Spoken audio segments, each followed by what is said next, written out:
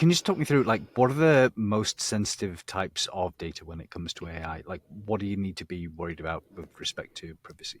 I think a common misunderstanding when we talk about sensitive personal data is that many people have this old concept of personal data in their mind, which is, okay, first name, last name, home address, social security number, something like that. But in today's world, where we have big data, where we have behavioral data assets, scientists actually concluded that there's no not personal data anymore. And it's really surprising how easy it is to re-identify customers, employees, based on just tiny bits and pieces of data. And therefore, it's important to and therefore, it's important to protect your entire data asset. So to give you a more tangible example, one study, for example, looked into credit card data. And everybody, I would say, has at least a few dozen, if not a few hundreds of credit card transactions per year. And this study found that only 3 out of these hundreds of transactions per individual are sufficient to re-identify over 80% of individuals. But the surprising thing is you don't even need the entire information about this transaction. You just need the date and the merchant. So something like yesterday Starbucks, the week before Walmart, and 2 weeks ago McDonald's. These tiny bits and pieces are sufficient to re-identify over 80% of customers. And I think this is something that many people are not even aware of, and why they still rely on legacy anonymization technologies like masking, obfuscation, and the like, which by now are proven to not work for these big behavioral data assets anymore. That is fascinating and also terrifying. It The is. fact that you said that you can identify people just from like a Walmart or a McDonald's purchase. It's not even like, oh, they bought some like obscure thing. Whatever. Like, No, it's really like, yeah. very basic information. And I could give you the same examples for healthcare, for telecommunication, mobility data, even demographic data, because today we have these much more unique digital fingerprints and much more high dimensional data, which is something that legacy anonymization techniques, which always stick to the original data and just try to delete, distort, mask certain elements of this data, simply can't protect anymore. Okay, so in that case, you're saying like a lot of the standard techniques don't work. What can we do to mitigate these privacy concerns?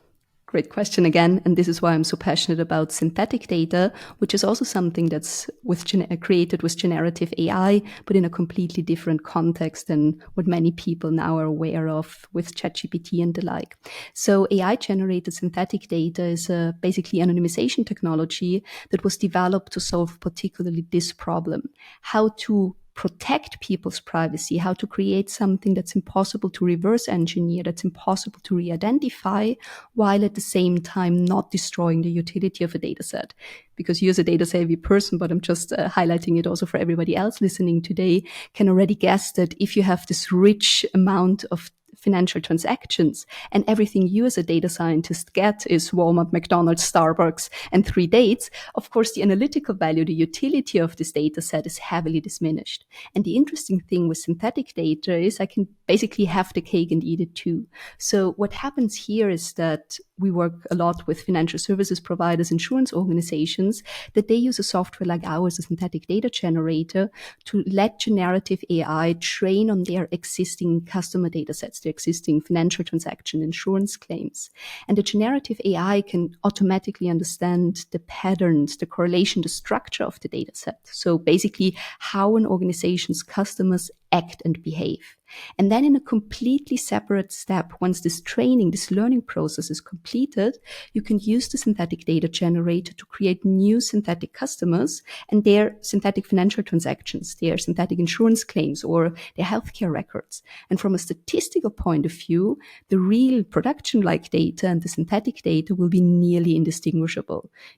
Just a ballpark estimate or a very rough number to paint a picture, you can basically retain 99% of information. You lose the extreme outliers. So, for example, we in Austria don't have as many billionaires as we have in the United States. If one of our Austrian customer banks synthesizes their customer base and they only have 2 billionaires, they might not be included, but they will still get a much more granular picture of fully anonymous synthetic data.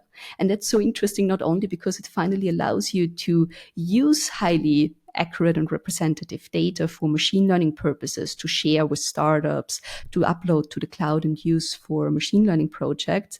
But you can also be much more inclusive and much more diverse in what you develop, because you don't only get this average Jane or John Doe that you get with legacy anonymization, where you have to strip so much away, aggregate a lot, and so on. But you really get granular level individuals down to the very edges of your spectrum of customers. And this also allows you to understand how does this subpopulation of our customers behave? How do they act and behave? And how can I develop products and services that cater much better to their needs and not only to the average customer?